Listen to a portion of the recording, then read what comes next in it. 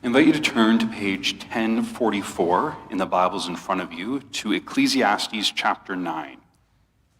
Now, this passage helps reveal a temptation that we can face as we confront the contradictions and confusion in Ecclesiastes about how to best navigate our lives. Because this life under the sun is a precious gift from God, but it's also short-lived. And Ecclesiastes tells us to eat and drink and be merry. We've all heard that phrase before. But we know that we also have a responsibility to God's mission of redemption as followers of Jesus. So this morning, as we wrap up this series, we're going to try and use this passage to put all of that together. So I invite you to follow along, starting at verse 1. So I reflected on all this and concluded that the righteous and the wise and what they do are in God's hands. But no one knows whether love or hate awaits them. All share a common destiny, the righteous and the wicked, the good and the bad, the clean and the unclean, those who offer sacrifices and those who do not. As it is with the good, so with the sinful. As it is with those who take oaths, so with those who are afraid to take them. This is the evil in everything that happens under the sun. The same destiny overtakes all. The hearts of people, moreover, are full of evil, and there is madness in their hearts while they live, and afterwards they join the dead. Anyone who is among the living has hope. Even a live dog is better off than a dead lion. For the living know they will die, but the dead know nothing. They have no further reward, and even the memory of them is forgotten. Their love, their hate, their jealousy have long since vanished. Never again will they have a part in anything that happens under the sun. Go, eat your food with gladness, and drink your wine with a joyful heart, for it is now that God favors what you do. Always be clothed in white, and always anoint your head with oil. Enjoy life with your spouse, whom you love, all the days of this meaningless life that God has given you under the sun, all your meaningless days.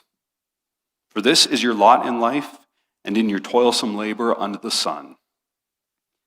Whatever your hand finds to do, do it with all your might. For in the grave where you are going, there is neither working, nor planning, nor wisdom, nor knowledge. I have seen something else under the sun. The race is not to the swift or the battle to the strong, nor does food come to the wise or wealth to the brilliant or favor to the learned. But time and chance happen to them all. Moreover, no one knows when their hour will come. As fish are caught in a cruel net or birds are taken in a snare, so are people trapped by evil times that fall unexpectedly upon them. Now, this passage is very typical of what we might think of Ecclesiastes. There isn't really a singular or concrete point, and there isn't necessarily a lot of obvious hope in the language that's used. It's kind of typically observational about this life that we have under the sun and the inevitable realities that we all have to face. And we started this series back earlier in July talking about how life is short and life is fleeting. So there's the temptation that you can see in this passage towards resignation, and there's a danger in wasting our time. It's tempting to assume that because everything is meaningless, life short, everything then must be unimportant. So why not just have a good time, right? Eat your food, drink your wine, it's right in there, because there's an inevitable end to it all. There's a common future for everyone, whether you behave or not, whether you are righteous or wicked, good or bad.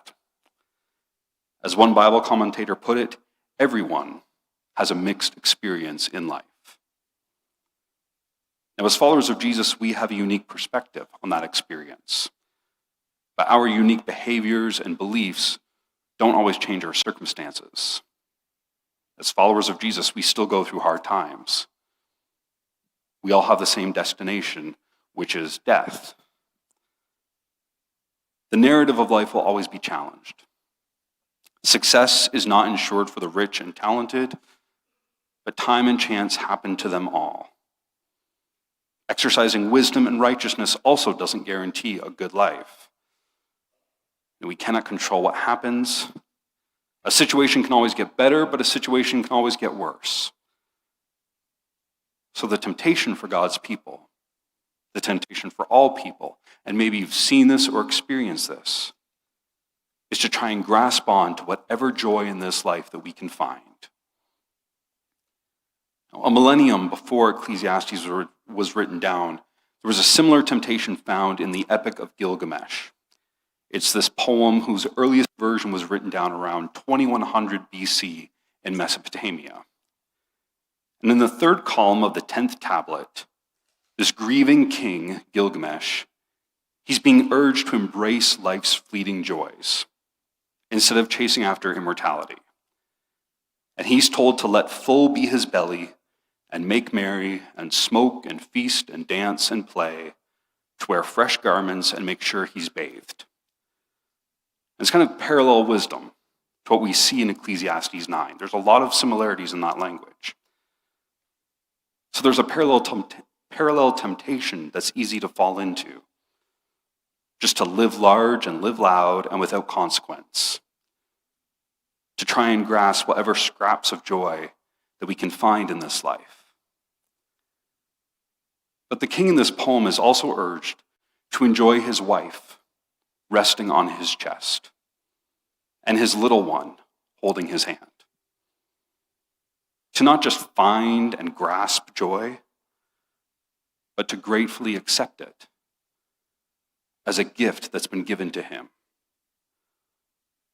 And so yes, let's eat our food and drink our wine, but let's remember that it is now that God favors what we do.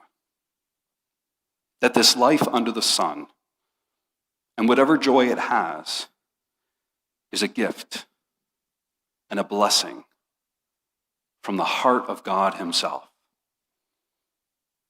Life under the sun has a beauty all of its own. For the parents here, is there anything better when a little one holds your hand? Or for everyone, when you get to spend time with people that you love, or enjoy good food and drink with them? Life under the sun is God's creation. In Genesis, he declared it to be good. So good that by his actions, he also declared it to be worth saving.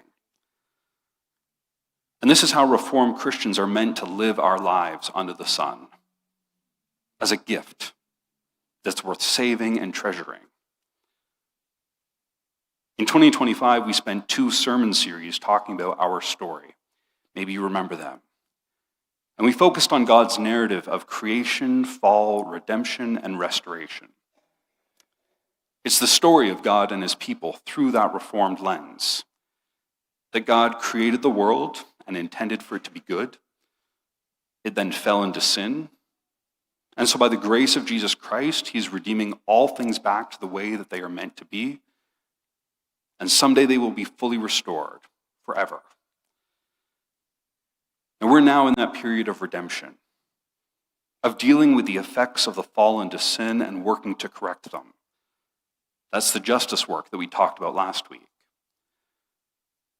But in that grand narrative, that is just one part.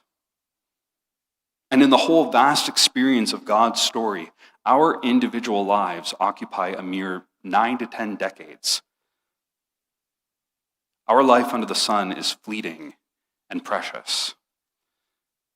But because it's fleeting, it's not so precious that it shouldn't be enjoyed. It's like growing up in a house that had the good room. Did anyone have one of those? Few people? You don't want to admit it in case you've got family members here.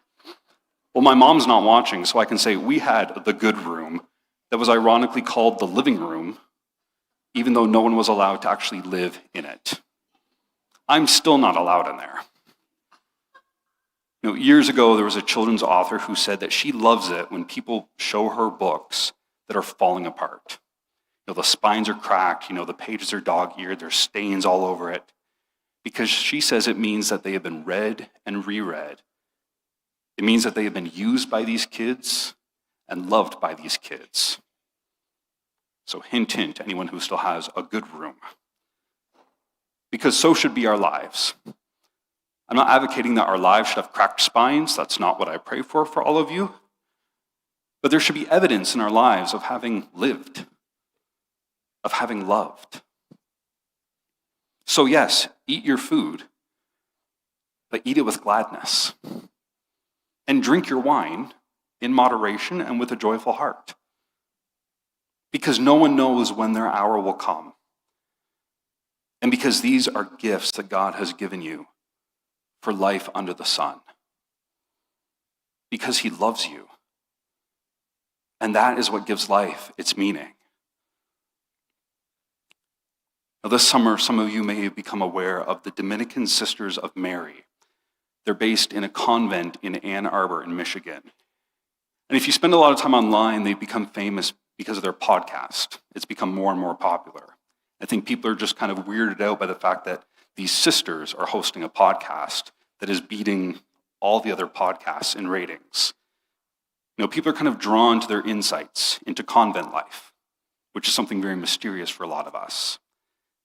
And people have been pleasantly surprised by the joy that they express. I guarantee they will make you feel better about your life and about the world and about your day. And the convent's tagline is actually happiness awaits. Not something we'd expect from kind of the stereotypical picture that we have of people who wear habits. Happiness awaits. And last week, a woman named Sister Hyacinth was interviewed. And she reminded listeners, reminded children of God, that you were made for freedom and you were made for happiness. You, each one of you, were made for freedom. And each one of you were made for happiness. And that happiness is found in the blessing of Jesus Christ and by sharing in his glory. God created your life with purpose and meaning and beauty and joy. As his children, we need to know that. We need to believe it. And we need to live like it, no matter what happens next in life. Because Ecclesiastes reminds us that there are no guarantees. Now, Sister Hyacinth's own story of that happiness actually begins at Queen's University, where she was studying political science. And she actually lived at Newman House, which is kind of the Catholic counterpart to Geneva House. It's 2 doors down from Geneva House on campus. But she also points to the events of 9/11 as being crucial to her calling story, of there being no guarantee of what happens next. Because in the aftermath of that, she decided that she no longer wanted to study politics. She needed a distance from political discourse. She needed to find her unique purpose and meaning and beauty and joy under the sun. And for a lot of people kind of around her age and my age, she's a few years older, it was kind of a defining moment in our generation. Now, I was in grade 8 when 9/11 happened. And for many of us around that age, that was the first time that we were made very aware that there's turmoil out in the world, because it suddenly felt a whole lot closer to home. And it was happening at a time when many of us were becoming teenagers and kind of starting to grow up and be a little bit more aware of the world around us. And I think we all know that so many things changed after that, whether it was in the world or just in our teenage lives. And it felt suddenly like happiness was not guaranteed, and happiness was not really awaiting. We realized that nothing was really guaranteed. And that's probably true for every generation. If you look at the expanse of the 20th century into the 21st, there have been so many historical reminders that nothing is guaranteed. Evil times fall unexpectedly on all of us. An archduke was assassinated in 1914. The first home TV set was installed in 1928. Then Wall Street crashed in 1929. And Poland was invaded in 1939. The atomic bombs were dropped in 1945. The towers fell in 2001, And MySpace introduced social media to the masses in 2003. And there's 100 more examples of how life changed forever. Every generation has thought that life was bubbling along smoothly until something changed it forever. And maybe you've seen that just in your own life. Maybe there's been an unexpected diagnosis, a job loss, a death, a move, or a change in relationships. Life has been bubbling along, and suddenly it feels like nothing is guaranteed. As fish are caught in a net, and as birds are taken in a snare, so we are trapped by evil times that fall unexpectedly on us. And yes, I think that MySpace being introduced in 2003 contributes to evil times. We should all stay off social media.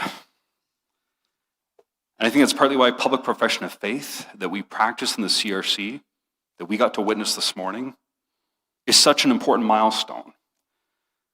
Because professing your faith does not mean that suddenly you've reached a consciousness about God, or a state of being about where your faith and life and everything is suddenly now settled and binding.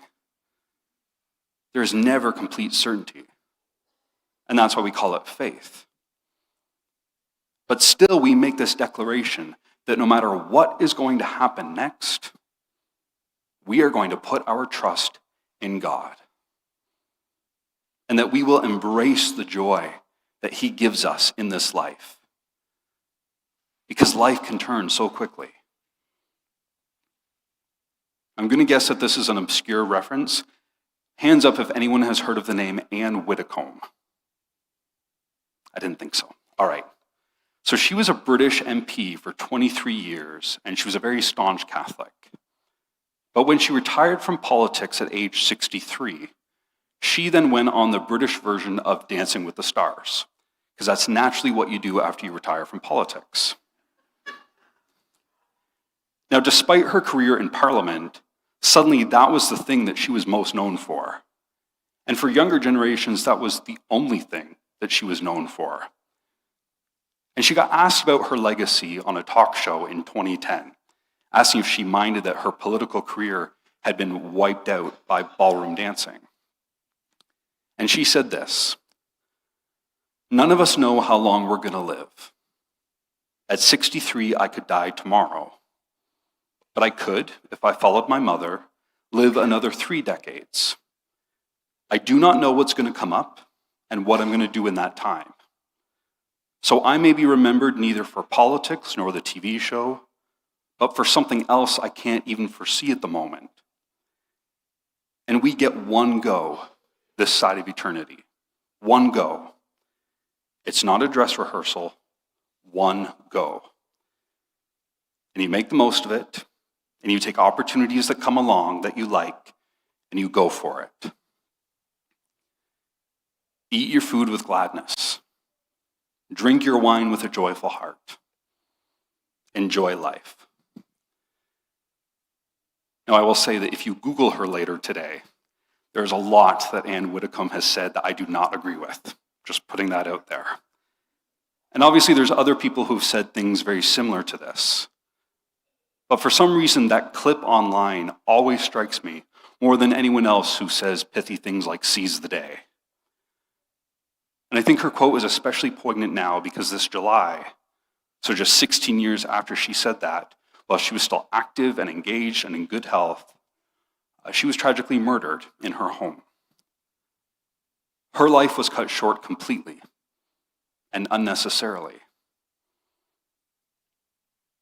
All share a common destiny, but no one knows the hour. Evil times fall unexpectedly upon them. We all only get one go under the sun, and we do not know how long for. So we could be resigned to that lot, assume that everything is meaningless, and just grab on to whatever good we can find without thinking about the consequences. Or we can recognize that because everything is fleeting, we can embrace the good things and the joy that God has given us in this life. We should worship. reaching up and reaching out, out of gratitude for God, for giving us the blessing of this life together. Because it is a blessing. I won't ask you to put up your hands to ask how many people like your job, just in case. We're on the live stream, your bosses might be watching, it might not go well. My bosses are all sitting here. I can tell you, I genuinely like my job. And I'm not just kissing up. I don't have the Sunday scaries on a Sunday night. I look forward to coming into work on Monday morning. I like my job. Is it perfect? No.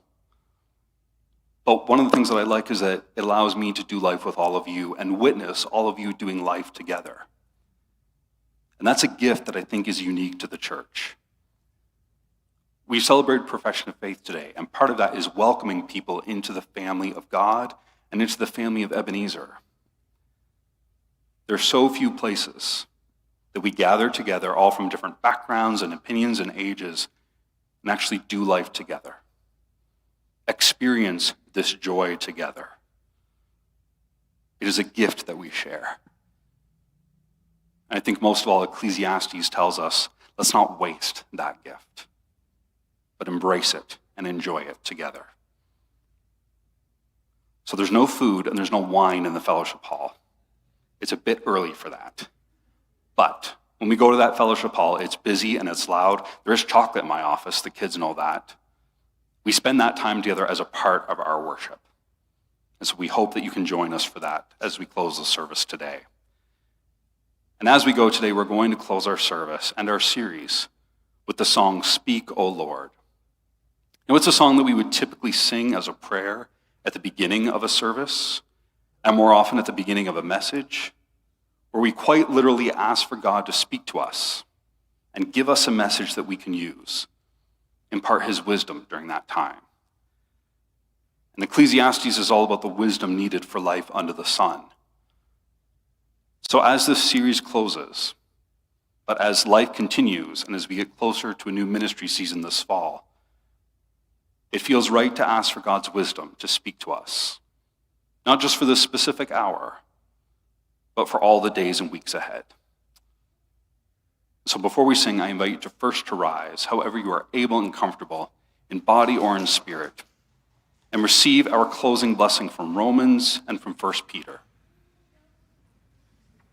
People of God, Ebenezer family, know that in all things God works for the good of those who love him, who have been called according to his purpose.